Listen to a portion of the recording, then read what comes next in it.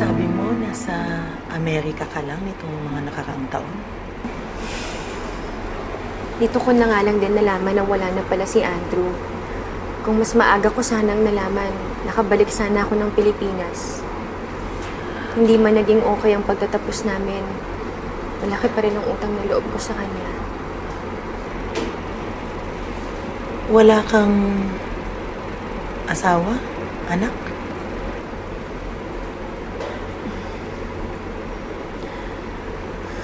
Matapos yung nangyari sa anak ko, parang hindi ko na rin kasi naisip na magpamilya pa ulit.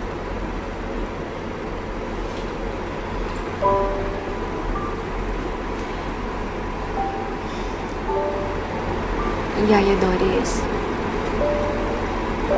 ano ho ba talaga yung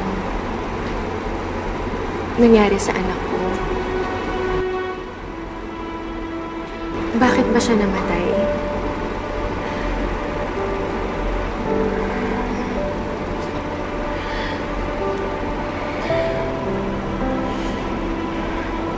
Hindi ba't naipaliwanag na sa'yo ni Andrew?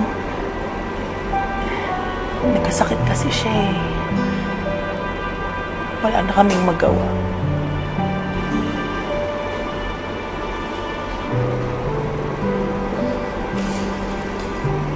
Kung nandun lang siguro sana ako, hindi siguro yung mangyayari sa kanya. Hindi ko naman ginusto umalis, Yaya. Pinilit lang talaga ako nun ng daddy ko. Si Loretta yung may kagagawa ng lahat. Sinubukan kong bumalik. Yung sinubukan ko lahat. Ginawa ko lahat. Kaso pagbalik ko, wala na yung anak ko eh. Isusuko ko lahat ng meron ako ngayon. Nakasama ko lang ulit siya.